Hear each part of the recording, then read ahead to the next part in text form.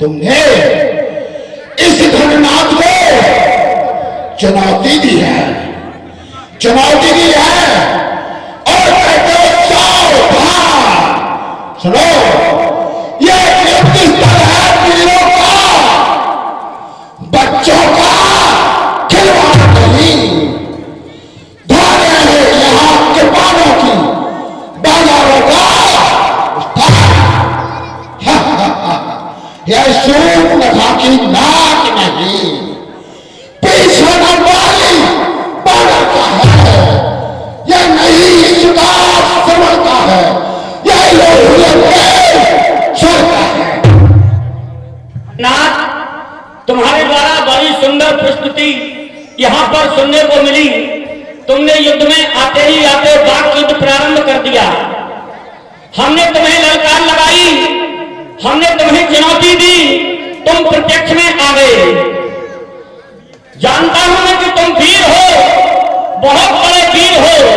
तुम्हारे विषय में तुम्हें उपाधि मिली है दारुण भक्ति। तो तुमने हमारी चुनौती स्वीकार की और हमारे सामने आए, लेकिन आते ही आते तुम्हारे द्वारा जो वक्तव्य प्रस्तुत किया गया उसको मैंने भली प्रकार सुना।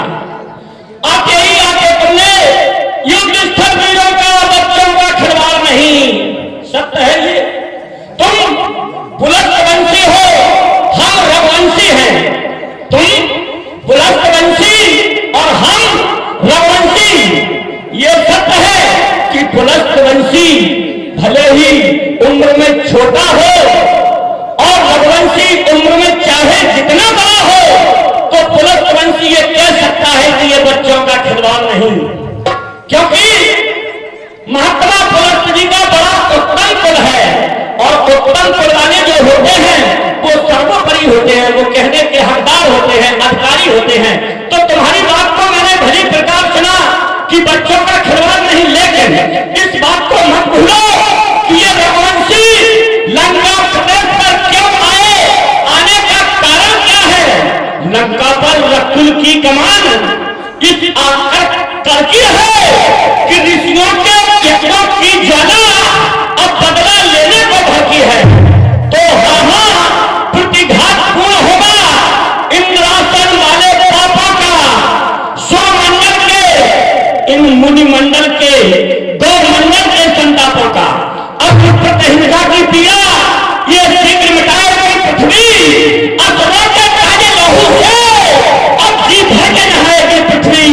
इसलिए समझ जा इंद्रजीत, बड़ा अहंकार है तुम्हें, बड़ा अभिमान है, इसलिए समझ जा इंद्रजीत, ये इंद्रजीत पड़ रहा है। छतरी के चाल ढंग पर ये शायद जगजीत कर रहा है। मैं जानता हूं ये कभी नहीं डर सकता है जो बल रखता है मुझको का, लेकिन ये रघुवंशी आज का पूरा है, चकना चूर कर देगा तुम जैसे दुष्टों का, तुम जैसे दुष्टों का। अरे तुम्हारी औकात लक्ष्मण कहो, जिन दांतों का सूखा न दूध हो, जिन दांतों का सूखा न दूध दुख होता होना, इसलिए